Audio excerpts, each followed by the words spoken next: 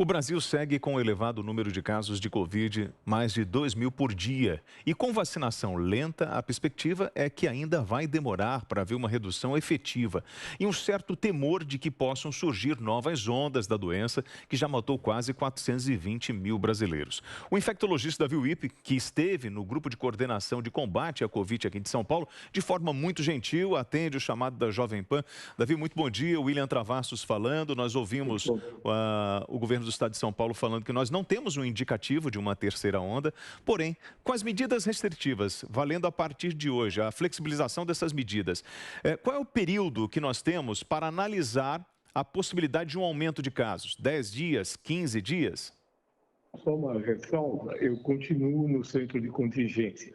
Nós fizemos um rodízio de comando, de coordenação, mas eu nunca deixei o centro de contingência. O prazo de 14 dias. A partir do momento que você faz algum tipo de concessão, foram poucas as concessões, não? Aumento de 1 hora do tempo limite para cima e de 25% a 30% a ocupação. Daqui a 14 dias, nós vamos apurar o impacto desses dois aumentos. Bom dia, doutor. Em São Paulo, as mortes e internações apresentam uma leve queda aqui no estado, porém o número de casos voltam a subir. Quais medidas podem ser adotadas para ajustar o Plano São Paulo a essas mudanças nos números? O sistema de saúde de São Paulo está menos pressionado, tanto o público como o privado. Os hospitais privados, inclusive, desativaram andares de internação. Então, há uma pressão menor. Agora, a grande chave dessa história, neste momento, é o equilíbrio do que é possível abrir e as medidas de segurança do ponto de vista o distanciamento social, o distanciamento pessoal, daqui a pouquinho eu explico as duas diferenças, a lavagem das mãos e o uso de máscaras. As pessoas se enganam muitas vezes, pois elas se reúnem em pequenos grupos, por exemplo, me preocupa o Dia das Mães, e se sentem confortáveis porque o número de pessoas da mesma família. Não mantém esse distanciamento pessoal, obviamente, na hora das refeições não usam máscaras, é aí que estão muitas das contaminações. É muito interessante o que nós estamos vendo, que as contaminações são familiares. Às vezes você se depara com uma família de contaminados. Na sequência, várias pessoas dessa família internadas. E o que é pior, muitas vezes evoluem para a morte. Então, nós temos que estar atentos para o distanciamento social, que se medida de governo, mas também para o distanciamento pessoal quando as pessoas se reúnem. Sempre aconselhando que as reuniões, quanto menos frequentes, com menor número de pessoas, é desejável.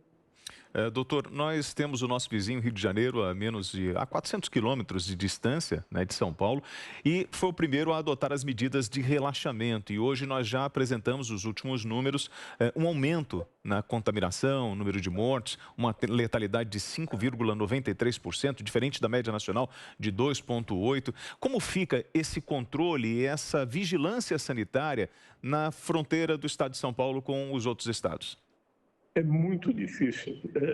Isso eu vivi como secretário quase 5 anos. Muitas vezes a vizinhança é uma rua, é um pedaço de estrada. Como é que você controla isso? Então, eu vejo como muito difícil. Como também entendo todas as dificuldades de um sistema de vigilância no estado de São Paulo. A vigilância do estado de São Paulo é uma vigilância tradicional, muito competente, muito bem formada. Mas, num momento desses, não dá, é absolutamente impossível você vigiar tudo. Olha o que aconteceu naquele grupo de trabalho que foi ao enfrentamento das festas clandestinas. Mais de 1.000 festas foram fechadas. Então, você fecha uma festa, daqui a pouco tem outra. E aí não tem classe social, são todas as classes sociais. Eu fico sabendo de casamentos, 200, 300 pessoas. Como tem os agrupamentos em todos os locais da cidade. Então, se também não houver a conscientização da população, medidas, decretos não resolvem. Eu acho que é o momento de conscientização, entendendo a dificuldade da população. Está muito difícil, cada um de nós, continuarmos isolados, afastados. Mas enquanto nós não tivermos um aumento substancial do número de vacinados, nós teremos que fazer esse enorme sacrifício. Doutor, ainda nessa linha, a Secretaria de Estado de Saúde do Rio de Janeiro também identificou uma nova variante do coronavírus que recebeu o nome de P12. É uma variante que faz parte da linhagem da P1. Gostaria de saber se o Estado de São Paulo também está trabalhando no rastreamento dessa nova variante. Quais medidas seriam tomadas caso seja constatado que essa variante está em grande circulação aqui no Estado paulista? Eu preciso trazer para o nosso público da Jovem Pan algumas considerações. Nós vamos ter centenas, milhões de variantes. Assim são as infecções virais.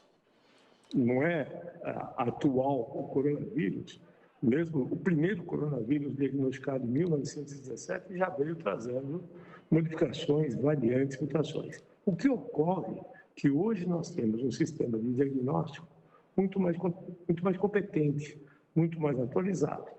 Então, o rastreamento é necessário e mais simples.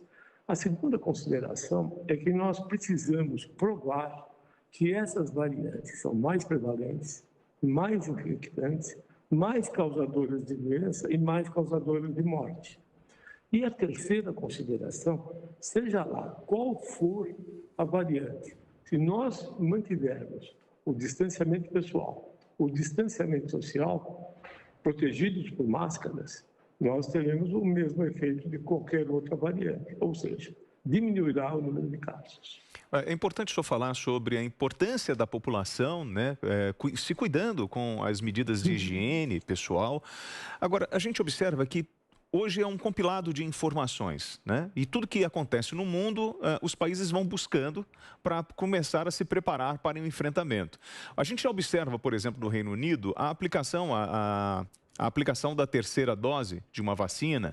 Já começamos a ouvir na possibilidade de terceira onda em outros países. Como nós aqui no Brasil estamos encarando essas informações? Nós já começamos a pensar na possibilidade de uma terceira dose? Primeiro que nós tivemos uma vantagem desde o começo da pandemia. Nós tivemos a oportunidade de ir aprendendo. Na Europa, as coisas aconteceram, em média, 2 meses antes do Brasil. Nos Estados Unidos, 1 mês antes. Então, nós fomos aprendendo. As medidas que foram tomadas, por exemplo, aqui no governo do Estado de São Paulo, já estavam escudadas o que havia acontecido antes na Ásia, em pouca escala, mas fundamentalmente na Europa e Estados Unidos. Nós estamos ainda na fase de vacinar a primeira dose no Brasil. Nós temos o quê? 15%, 16% de vacinados. A segunda dose, 9%, 10%. Então, não dá para pensar em terceira dose quando ainda faltam vacinar 150 milhões de brasileiros. Eu acho que o objetivo fundamental nesse momento é vacinar o maior número de pessoas. E uma outra ressalva que eu acho importante, que a doutora Regiane falou um pouquinho antes da nossa entrevista, nós temos que vacinar com as 2 doses todos aqueles que receberam a primeira. Isso é estratégia, isso é logística.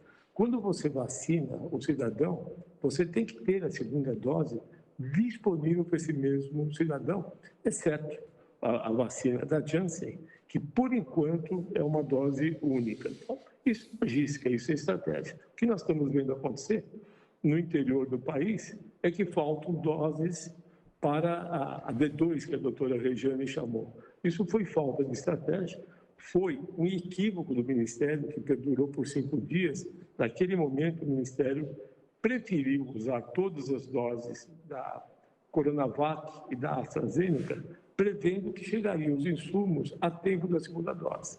Infelizmente, isso não aconteceu e nós temos esta falha, eu chamo isso de falha, de não vacinar a segunda dose. Temos, então, uma imunidade incompleta e isso não é bom. As providências atuais é para que todos que tomem a primeira dose consigam tomar a segunda dose. Bom, doutor, agora o estado de São Paulo se aproxima da marca dos 100 mil mortos pela Covid-19. Quais foram os acertos e os erros também do governo que nós podemos ressignificar para poder continuar enfrentando essa pandemia? Olha, eu vivo essa pandemia desde muito cedo.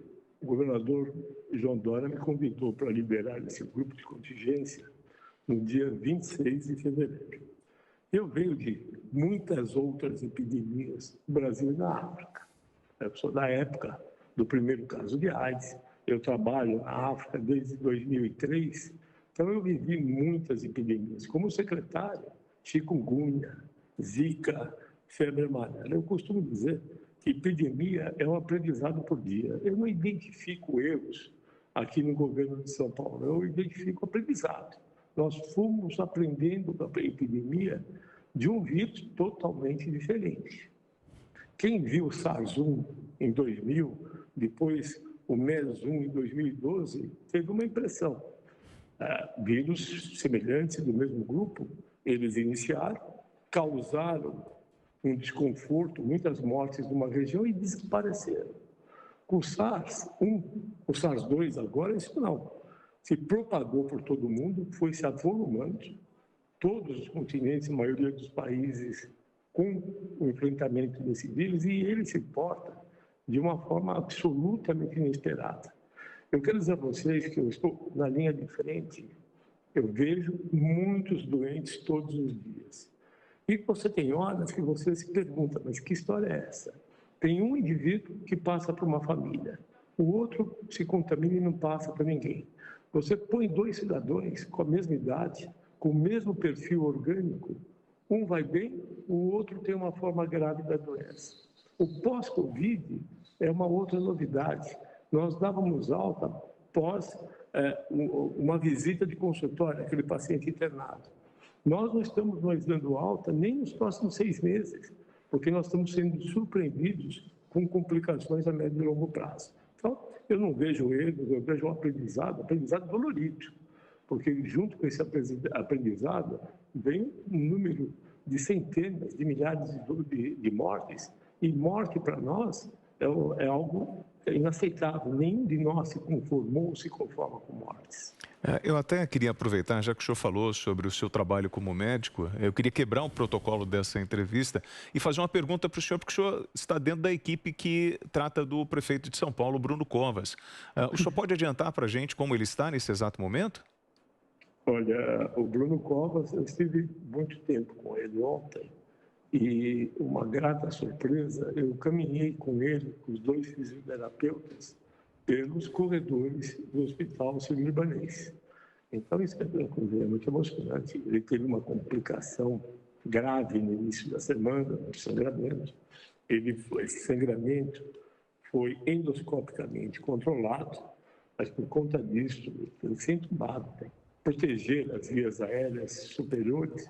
Passou algumas horas na UTI, na sequência foi entubado.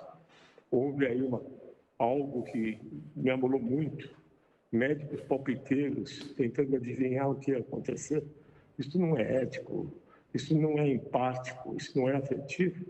Mas, felizmente, ele foi estubado, é uma cena de grande emoção.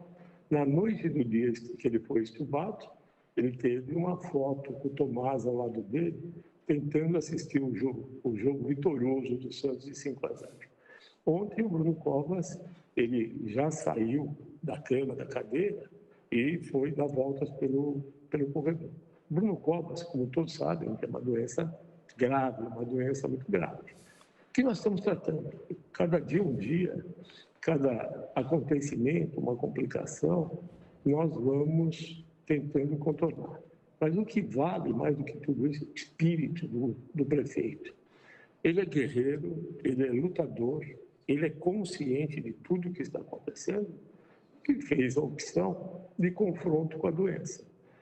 Ele foi ao embate da doença. Cabe a nós, profissionais de saúde, eu envolvo todos, né? Não é só médico, fisioterapeuta, enfermeiro, fazer exatamente isso, ajudá-lo nesse confronto contra uma doença que todo mundo sabe que é extremamente grave. Eu queria agradecer ao senhor, o infectologista Davi Wippe, que está no grupo de coordenação de enfrentamento à Covid-19, e nós percebemos como o senhor se emocionou e como é bom ver, né, o paciente acreditar no tratamento e essa união entre médico e paciente em busca da cura. Obrigado pela sua gentileza aqui no Jornal da Manhã, na sua entrevista pela Jovem Pan.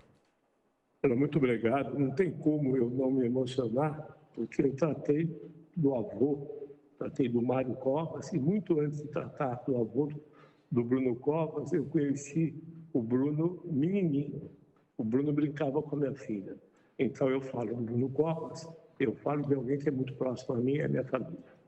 Muito obrigado, doutor. Um ótimo final de semana para o senhor e um bom Dia das Mães e melhoras para o prefeito Bruno Covas.